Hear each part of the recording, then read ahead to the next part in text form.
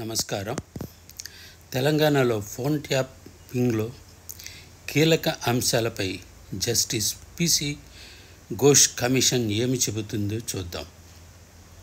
తెలంగాణలో చాలా రోజులుగా అంటే 2018 ఎన్నికలలో బీఆర్ఎస్ ఘోర పరాజయం పొంది కాంగ్రెస్ ప్రభుత్వం విజయం సాధించి తెలంగాణలో కొత్త ప్రభుత్వం ఏర్పడినప్పటి నుండి ఈ ఫోన్ ట్యాపింగ్ వ్యవహారం వెలుగులోకి వచ్చి 1.5 సంవత్సరం అయ్యింది. కానీ ఇది ఎటూ తేలలేదు.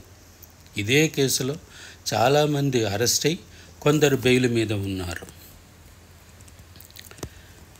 ఇదిలా ఉండగా ఈ కేసులో ముఖ్య నిందితుడు కేసీఆర్కు కుడి చేయి అయిన అప్పటి కమిషనర్ ప్రభాకర్ రావు ఇన్ని రోజులు అమెరికాలో దాచిపెట్టారు.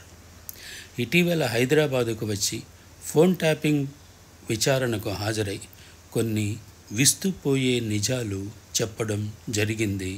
ఇక్కడే కేసీఆర్కు గుబులు పట్టుకొనింది.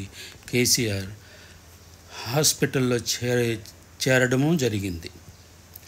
ఆనాటి ముఖ్యమంత్రి కేసీఆర్ చెప్పడం వల్లనే ఇదంతా చేశాము, అందుకు నాకు ప్రమోషన్ కూడా దక్కింది, ప్రజానాయకుల ఆంతరంగిక వ్యవస్థలు తెలుసుకోవడానికి ఇలా చేసినాము అని ప్రభాకర్ రావు కమిషన్ ముందు చెప్పడం జరిగింది. అంతేకాదు పక్క రాష్ట్రం అప్పటి ప్రతిపక్ష నాయకులు శ్రీ నారా చంద్రబాబు నాయుడు గారు ఫోన్ ట్యాప్ చేశాము, లోకేష్, పవన్ కళ్యాణ్ ఫోన్లు కూడా ట్యాప్ చేసి జగన్మోహన్ రెడ్డికి వినిపించినాము అని కూడా చెప్పడం జరిగింది.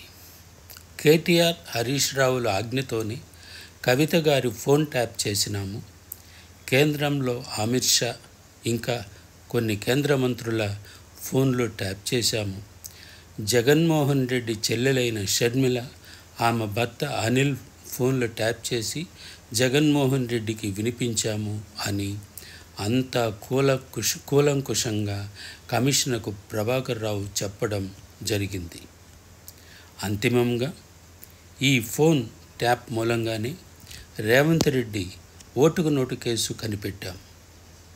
రేవంత్ రెడ్డిని అప్పట్లో అరెస్టు చేయడానికి ఈ ఫోన్ ట్యాపింగే మాకు ఉపయోగపడింది. ఇన్ని నిజాలు బయటపడిన తర్వాత కేసీఆర్ కుటుంబం వారి ముఖాలు ఏడ దాచుకుంటారో తెలియదు. అయినా సిగ్గులేని జన్మాలకు అంతా సహజమే కదా. ఈ వీడియో మీకు నచ్చినుంటే లైక్ చేయండి, షేర్ చేయండి, సబ్స్క్రైబ్ చేసుకోండి.